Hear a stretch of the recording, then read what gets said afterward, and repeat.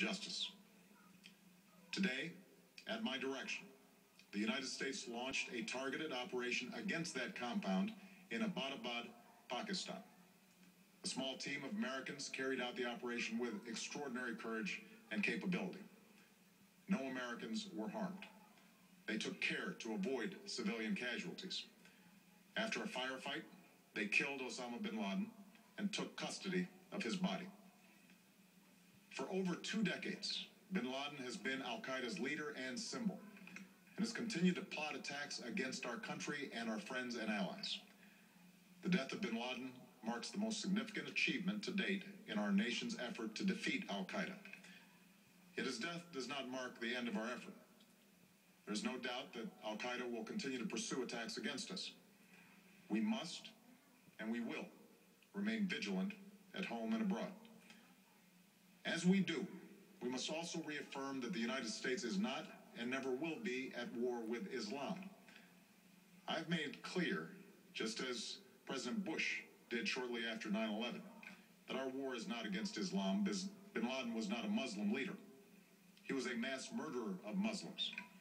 Indeed, al-Qaeda has slaughtered scores of Muslims in many countries, including our own. So his demise should be welcomed by all who believe in peace and human dignity. Over the years, I've repeatedly made clear that we would take action within Pakistan if we knew where bin Laden was. That is what we've done. But it's important to note that our counterterrorism cooperation with Pakistan helped lead us to bin Laden and the compound where he was hiding. Indeed, bin Laden had declared war against Pakistan as well and ordered attacks against the Pakistani people. Tonight, I called President Zardari, and my team has also spoken with their Pakistani counterparts. They agree that this is a good and historic day for both of our nations. And going forward, it is essential that Pakistan continue to join us in the fight against al-Qaeda and its affiliates. The American people did not choose this fight. It came to our shores and started with the senseless slaughter of our citizens. After nearly 10 years of service, struggle, and sacrifice, we know well the costs of war. These efforts weigh on me every time I, as Commander-in-Chief, have to sign a letter to a family that has lost a loved one, or look into the eyes of a service member who's been gravely wounded. So Americans understand the costs of war. Yet, as a country, we will never tolerate our security being threatened, nor stand idly by when our people have been killed. We will be relentless in defense of our citizens and our friends and allies. We will be true to the values that make us who we are. And on nights like this one, we can say to those families who have lost loved ones to al-Qaeda's terror, justice has been done.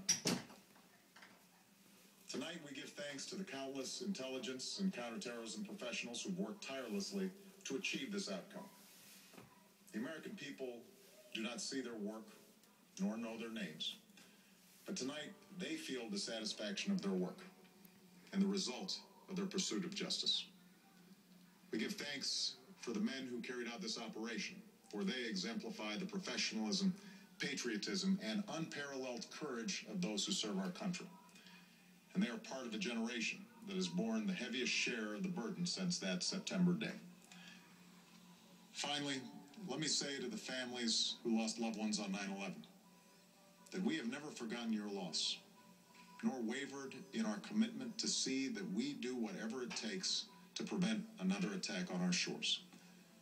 And tonight, let us think back to the sense of unity that prevailed on 9/11. I know that it has at times frayed. Yet today's achievement is a testament to the greatness of our country and the determination of the American people. The cause of securing our country is not complete, but tonight we are once again reminded that America can do whatever we set our mind to. That is the story of our history. Whether it's the pursuit of prosperity for our people, or the struggle for equality for all our citizens, our commitment to stand up for our values abroad, and our sacrifices to make the world a safer place. Let us remember that we can do these things not just because of wealth or power, but because of who we are. One nation, under God, indivisible, with liberty and justice for all. Thank you. May God bless you.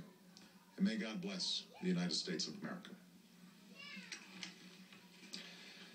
President of the United States making the dramatic, historic announcement. That's all official now. Bin Laden is dead. The president describing in some detail, not all of the detail, but in some detail how the U.S. intelligence community got wind that bin Laden was hiding somewhere in Pakistan and that a team was assembled to go there and kill him, capture him, or kill him. In this particular case, they killed him. The president saying they had cooperation from the Pakistani government. He thanked President Zardari of Pakistan for the assistance in this effort. They had the body, they retrieved the body, and they confirmed, in fact, it was bin Laden. I assume they had